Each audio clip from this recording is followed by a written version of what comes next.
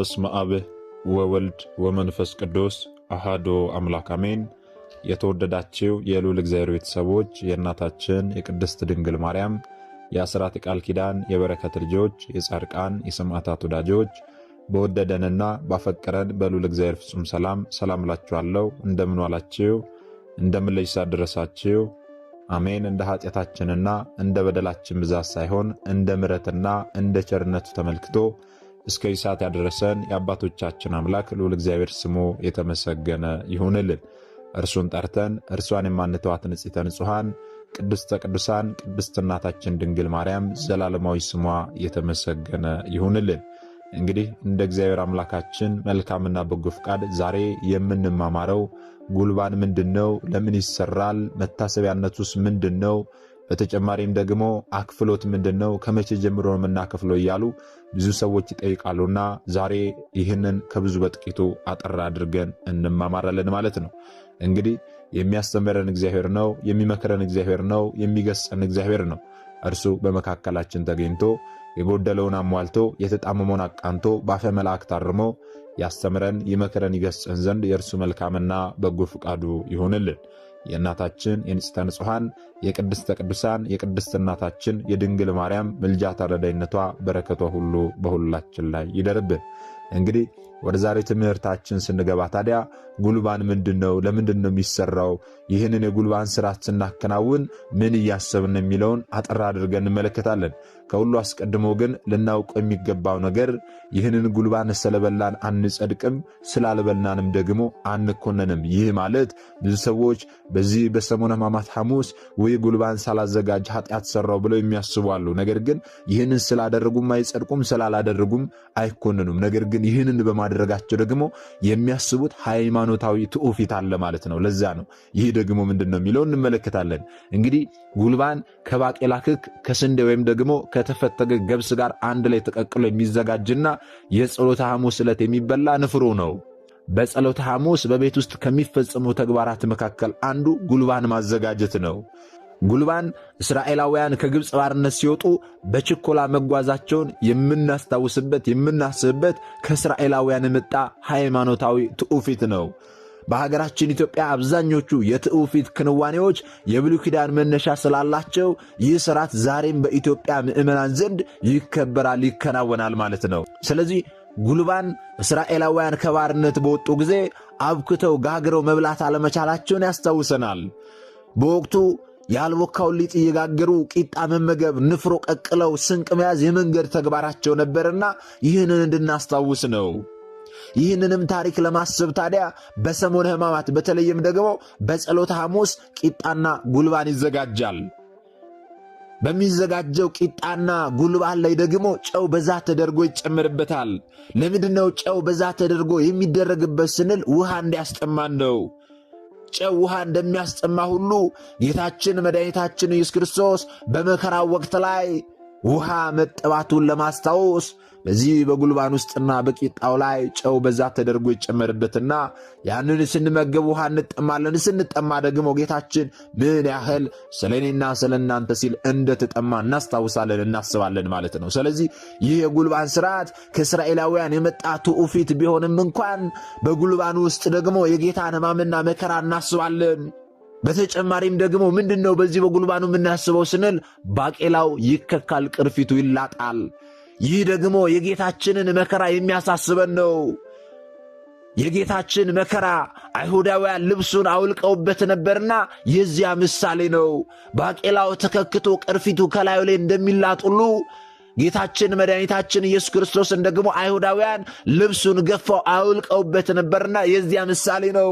በተጨማሪም ደግሞ ጌታችን ስለኔና ስለናንተ ሲል በዕለተ ዓርብ 6666 ጊዜ ሲገረፍ ሥጋው ተቦጫጭቆ በመሬት ላይ ወድቋል። ደሙ እንደ ውሃ ፈሷል። አጥንቱ እስከሚቆጠር ድረስ ተገርፏል። ስለዚህ ባቄላው ተከክቶ ቅርፊቱ ሲላጥ ጌታችን ስለኔና ስለናንተ ሲል ሥጋው ተቦጫጭቆ በመሬት ላይ መውደቁን እናስባለን። እንደ ቅርፊት ሥጋው ከላዩ ላይ መላጡን እናስባለን ማለት ነው። ወገኖቼ ጌታችን ስለ እኔና ስለ እናንተ ሲል የተገረፈው ግርፋት እኔና እናንተ በምናውቀው አይነት ጅራፍ አይደለም። እርሱ የተገረፈው ጫፍ ጫፉ ላይ ብረት ባለው ያ ጅራፍ የሰው ሰውነት ላይ አንድ ጊዜ ሲያርፍ ስጋን ቦጫጭቆ በመሬት ላይ በሚጥል አይነት ጅራፍ ነው የተገረፈው። ስለዚህ ባቄላው ተከክቶ ቅርፊቱ ሲላጥ የጌታችንን ስጋው ከመሬት ላይ መውደቅ መላጥ መውደቅ ደሙ እንደ ውሃ መፍሰስ አጥንቶቹ እስከሚቆጠሩ ድረስ መገረፍ ያንን እናስባለን ማለት ነው። ልብ በሉ። ታዲያ በሊቃውንቱ ትምህርት ጉልባን ከስንዴና ከባቄላ ይዘጋጃል። ባቄላው ይታመሳል፣ ይፈተጋል፣ ይከካል። ስንዴው ግን አይከካም፣ አይፈተግም፣ አይታመስም። ይህ ደግሞ ምሳሌነቱ ስለኛ በተዋህዶ ለከበረው አምላካችን መድኃኒታችን ኢየሱስ ክርስቶስ መከራ መታሰቢያ ነው። ይህ ማለት ባቄላው የሥጋ ስንዴው ደግሞ የመለኮት ምሳሌ ነው። ምንም እንኳን መለኮት ከሥጋው ያልተለየው አምላክ ቢሆንም ሕማሙ ግን መለኮትን አላገኘውም። ይህንን ድንቅ የሆነ ምስጢር ነው እዚህ በጉልባን ሥርዓት ውስጥ የምናከናውነው ወይም ደግሞ የምናስበው። ጉልባኑ ከስንዴና ከባቄላ ይዘጋጃል ብለን ባቄላው ይታመሳል፣ ይፈተጋል፣ ይከካል። ይህንን ስናስብ ባቄላዊ ሥጋ ነው። ጌታችን በሥጋው መከራ ሥቃዩን ተቀብሏል። ስለኛ ታሟል። ስለኛ መከራ ሥቃይ ተቀብሏል። መለኮትን ግን ይህ ሕማም አላገኘውም። ልክ እንደዛ ሁሉ ደግሞ ባቄላው ተፈትጎ ተከክቶ እንደሚሠራ ስንዴው ደግሞ ምንም አለመሆኑ፣ አለመከካቱ፣ አለመታመሱ፣ አለመፈተጉ መለኮትን ሕማም እንዳላገኘው ሲያጠይቀን ነው። የዚያ ምሳሌ ነው። በእውነት በዚህች ቅድስት ሃይማኖት ውስጥ እንድንመላለስ የፈቀደልን አምላካችን በእውነት ስሙ የተመሰገነ ይሁን። ምክንያቱም በነገሮች ሁሉ የክርስቶስን ሕማምና መከራ እንድናስብ የምታደርገን ቅድስት ሃይማኖት ናት። የክርስቶስን ሕማምና መከራ ባገኘችው አጋጣሚ ሁሉ የምታሳስበን የምታስምረን፣ ወደ ቤተ ክርስቲያን ገና ስንገባ ጉልላቷ ላይ መስቀል አድርጋ የክርስቶስን መከራ የምታሳስበን ቅድስት ሃይማኖት ናትና በእውነት ክብር ለአምላካችን ይሆን። ስለዚህ በዚህ በጉልባን ሥርዓት ውስጥ የምናስበው ይህንን ድንቅ የሆነ አስተምሮ ነው። የተዋህዶ መዶሻ የተባለ ቅዱስ ቄርሎስ እንዳስተማረው ነገረ ተዋህዶን በጋለ ብረት አስተምሯል። በጋለ ብረት እየመሰለ ስለ ነገረ ተዋህዶ በደንብ በስፋት አስተምሮናል።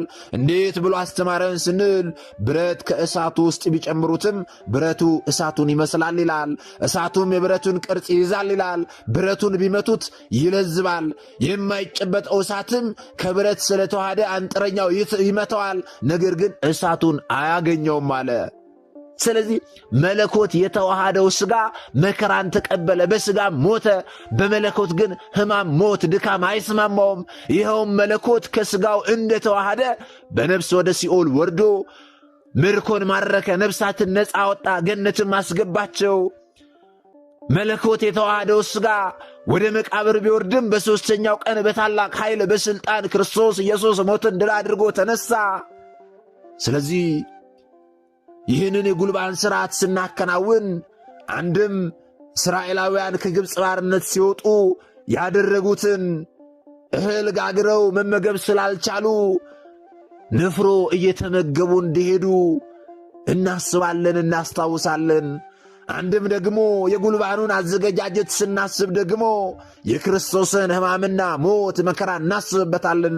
ስለዚህ በዚህ በጉልባን ሥርዓት ውስጥ ይህንን ነው የምናስበው። ታዲያ ቅድም እንዳለው ይህንን ጉልባን ስለተመገብን አንጸድቅም፣ ስላልተመገብንም አንኮነንም። በቤታችን ግን በዕለተ ሐሙስ በሰሙነ ሕማማት ሐሙስ ይህንን ስናከናውንና ስናደርግ ለምን እንደሆነ እናውቅ ዘንድ ነው ከብዙ በጥቂቱ አጠር አድርገን የተመለከትነው። ታዲያ ይህንን ከተመለከትን ደግሞ አንዳንድ ሰዎች አክፍሎት መቼ ነው ከመቼ ጀምሮ ነው ማከፍለው እያሉ ይጠይቃሉና ይህንን ደግሞ ከብዙ በጥቂቱ እንመልሳለን። አክፍሎት ምንድን ነው ስንል አክፍሎት ማለት ማጠፍ መደረም ማለት ነው። ሁለቱን ቀን አንድ ቀን አድርጎ መጾም ማለት ነው። በሰሞነ ሕማማት በዕለተ ዓርብ ከስግደት መልስ ብዙ ሰዎች ስግደትን ሲሰግዱ በቤተ ክርስቲያን ይውሉና ወደ ቤታቸው ከገቡ በኋላ ጥቂት ነገር ለቁመተ ሥጋ ቀምሰው እስከ ትንሣኤ ድረስ ይሰነብታሉ፣ ይቆያሉ። ይህም ደግሞ አክፍሎት ይባላል። ከዓርብ እስከ ቅዳሜ ለእሑድ አጥቢያ ብዙ ሰዎች ያከፍላሉ። አንዳንዶች ግን ከሐሙስ ጀምረው የሚያከፍሉ አሉ።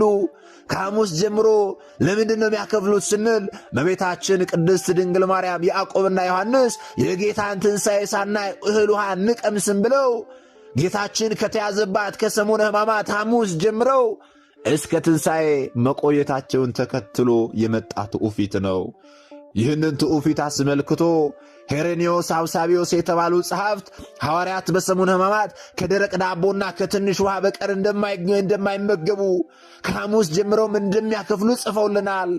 ይህም ብቻ ሳይሆን ደግሞ ሐዋርያት ሌሎቹም እንዲያከፍሉ እንዳሳሰቡና ከሐሙስ ጀምሮ ማክፈል ያልተቻለው ሰው ቢያንስ ከዓርብ ጀምሮ ሊያከፍል እንደሚገባ ማዘዛቸውንም ጭምር ጽፈውልናል። የእኛ ቤተ ክርስቲያን ትምህርትም ይህንኑ ነው። ስለዚህ ከመቼ ጀምሮ ላክፍል ብለው የሚጠይቁ ሰዎች የቻሉ ሰዎች ከሐሙስ ማታ ጀምሮ ጌታችን ከተያዘባት ሐሙስ ማታ ጀምሮ እስከ ትንሣኤ ድረስ ሊያከፍሉ ይችላሉ ማለት ነው። ጌታዬ ተይዞ ጌታዬ ለኔ ሲል ተላልፎ ተሰጥቶ እየተዘበተበት ምራቃቸውን እየተፉበት እያሰቃዩት በፍርድ አደባባይ እያቆሙት እየገረፉት እየሰቀሉት በመስቀል ላይ ሆኖ በመቃብር አድሮ ትንሣኤውን ሳላይ እኔ እንዴት እህል ውሃ ቀምሳለሁ ብለን ከሐሙስ ጀምሮ ማክፈል እንችላለን። ነገር ግን ያንን ማድረግ የማይችል ሰው ካለ ደግሞ ከዓርብ ጀምሮ ዓርብ በስግደት ከዋለ በኋላ ከስግደት መልስ ወደ ቤቱ ገብቶ ጥቂት ለቁመተ ሥጋ ያህል ጥቂት ነገር ተመግቦ እስከ ትንሣኤ ድረስ መቆየት ይኖርበታል ማለት ነው። ይህንንም ደግሞ ፍትሐ ነገሥት በሚገባ አስቀምጦልናል። በፍትሐ ነገሥት አንቀጽ 15 ቁጥር 578 ላይ እንዲህ ይላል፣ በእኒህ ቀኖች ይላል በሰሙነ ሕማማት ማለት ነው፣ ከቂጣ ከጨው ከውሃ በቀር አይብሉባቸው። በእኒህ ቀኖች ከወይን ከሥጋ ተለዩ፣ የሐዘን ቀኖች ናቸውና የደስታ ቀኖች አይደሉም። ዓርብንና ቅዳሜን ግን ሁለቱንም በአንድነት ጹማቸው። የሚችል እስከ ሌሊቱ ዶሮ ጩኸት ድረስ ምንምን አይቅመስባቸው። ሰውየውም ሁለቱን ቀኖች በአንድነት መጾም ባይቻለው ግን የቅዳሜን ጾም ሊጾም ይገባል ይላል። ወገኖች ያስተውሉ። ይህ ማለት ምን ማለት ነው? ዓርብንና ቅዳሜን ሁለቱን በአንድነት ጹማቸው ማለት ሐሙስ ማታ ጥቂት ለቁመተ ሥጋ ያህል ተመግባችሁ ዓርብንና ቅዳሜን ሁለቱን በአንድነት ጹማቸው እስከ ትንሣኤ ድረስ ቆዩ ሲለን ነው። ከሐሙስ ጀምሮ አክፍሉ ሲለን ነው። ያንን ማድረግ የማይችል ሰው ካለ ደግሞ ይህንን ማድረግ አልችልም የሚል ካለ ሰውየው ሁለቱን ቀኖች በአንድነት መጾም ባይቻለው ይላል የቅዳሜን ጾም ግን ሊጾም ይገባል ይላል። ይህ ማለት ከስግደት መልስ ጥቂት ነገር ተመግቦ እስከ ትንሣኤ ድረስ ሊቆይ ሊያከፍል ይገባዋል ይላል። ስለዚህ ከመቼ ጀምሮ ነው ማከፍለው? ለምንድን ነው ማከፍለው የሚለው ልታውቁ ያስፈልጋል ማለት ነው። ከሐሙስ ጀምሮ ስታከፍሉ ጌታዬ ስለ እኔ ሲል ተላልፎ ተሰጥቶ እንዴት እኔ እህል ውሃ ቀምሳለሁ ብላችሁ እስከ ትንሣኤ ድረስ ቆያላችሁ። ዓርብ ማታ ጥቂት ነገር ቀምሳችሁ እስከ ትንሣኤ የምታከፍሉት ደግሞ ጌታዬ ለእኔ ሲል በመቃብር አድሯል፣ ጌታዬ ለእኔ ሲል በመቃብር አድሮ እኔ እንዴት እህል ውሃ ቀምሳለሁ ብላችሁ ከዓርብ ጀምሮ ደግሞ እስከ ትንሣኤ ድረስ ልትቆዩ ትችላላችሁ ማለት ነው። ልታውቁ የሚገባው ነገር ግን ቅዱስ ሥጋውን ክቡር ደሙን የሚቀበል ሰው ዓርብ ማታ ጥቂት ለቁመተ ሥጋ ያህል ቀምሶ አክፍሎ ይቆርባል እንጂ ቅዳሜ ጠዋት ጥቂት ነገር በልቶ ወይም ደግሞ ቁርስ ከተመገበ ቅዱስ ሥጋውን ክቡር ደሙን መቀበል አይችልም ማለት ነው። ምክንያቱም አንድ ሰው ቅዱስ ሥጋውን ክቡር ደሙን ለመቀበል 18 ሰዓታት መጾም ይገባዋል ማለት ነው። እነዚህ 18 ሰዓታት ከየት መጡ ስንል ጌታችን ተላልፎ ከተሰጠባት ሐሙስ ማታ 3 ሰዓት ጀምሮ ነፍሱን አሳልፎ እስከሰጠባት እስከ 9 ሰዓት ድረስ ያለውን ሰዓታት ስንቆጥር 18 ሰዓታት ይሆናሉ። በእነዚህ 18 ሰዓታት ደግሞ የጌታን ሕማምና መከራ እንድናስብ ነው። ስንጠማ የጌታን ጥም እያሰብን፣ ስንራብ የጌታን ረሃብ እያሰብን፣ የጌታን ሕማምና ሞት እያሰብን አፋችን እስከሚደርቅ ድረስ በጣም እስከሚርበን ድረስ ለ18 ሰዓታት ያህል ቆይተን ጾመን የክርስቶስን ሥጋና ደም እንቀበላለን ማለት ነው። ስለዚህ ለመቁረብ ያስባችሁ ሰዎች ካላችሁ ከስግደት መልስ ጥቂት ለቁመተ ሥጋ ያህል ከቀመሳችሁ በኋላ ነው መቁረብ የምትችሉት። ወይም ደግሞ ሐሙስ ማታ ተመግባችሁ ማለት ነው። ከሐሙስ ጀምሮ አክፍላችሁ መቁረብ ትችላላችሁ። ከዓርብ ጀምሮ አክፍላችሁ መቁረብ ትችላላችሁ። ነገር ግን ቅዳሜ ጠዋት እህል ውሃ የቀመሰ ሰው መቁረብ አይችልም ማለት ነው። በዚህ ዕለት ይህንን ልታውቁ ያስፈልጋል። ታዲያ ዛሬ ከብዙ በጥቂቱ አጠር አድርገን ስለ አክፍሎትና ስለ ጉልባን ተመለከትን። እኛ የተማርነውን ያወቅነውን ደግሞ ላላወቁ ላልተማሩት ወንድሞቻችን ልናስተምር ልናሳውቅ ያስፈልጋል። ምክንያቱም እኛ የተማርነውን አስተምረን ቢሆን እኛ ያወቅነውን አሳውቀን ቢሆን ኖሮ ማንም ሀብተ ወልድና ስመ ክርስትና ሰጥታ ማኅተብ በአንገቱ ላይ ካሰረችበት ከቅድስት ቤተክርስቲያን ወጥቶ ወደ ሌሎች ሃይማኖት ተቋማት ባልሄደ ባልገባ ነበርና ብዙ ሰዎች ካለማወቅ የተነሳ እየሳቱ ስላሉ የሳቱትን ለመመለስ ያሉትንም ለማጽናት አሁን ላይ የተማርነውን ወደፊትም የምንማረውን የቤተ ክርስቲያናችንን አስተምሮ ባገኘነው አጋጣሚ ሁሉ ልናስተምር ያስፈልጋል። ይህንን እንድናደርግ ደግሞ እርሱ አምላካችን ይርዳን። ምናልባት ደግሞ ዛሬ ገና ወደዚህ መንፈሳዊ ቻናል የመጣችሁ ሰዎች ካላችሁ ከዚህ በፊት የተማማርነውም ከዚህ በኋላ የምንማማረው መንፈሳዊ አስተምሮች ወደ እናንተ እንዲደርሱ ከፈለጋችሁ ሰብስክራይብ አድርጋችሁ የደወል ምልክቱን መጫን ይኖርባችኋል። ምክንያቱም ይህ ቴክኖሎጂ ያመጣው ስርዓት ነው፣ እኔ ያልኩት አይደለም። ይህንን ካደረጋችሁ ዕለት ዕለት ከዚህ የሚለቀቁ አስተምሮች ወደ እናንተ ይደርሳሉ። ይህንን ካላደረጋችሁ ደግሞ ዛሬ እንዳጋጣሚ ይህንን አስተምሮ ሰምታችሁ ሊሆን ይችላል፣ በቀጣይ ከዚህ የሚለቀቁ አስተምሮች ወደ እናንተ አይደርሱምና ወደ እናንተ እንዲደርሱ ከፈለጋችሁ ሰብስክራይብ አድርጋችሁ የደወል ምልክቱን መጫን ይኖርባችኋል ማለት ነው። ወስብሐት ለእግዚአብሔር ወለወላዲቱ ድንግል ወለመስቀሉ ክቡር። ይቆየን።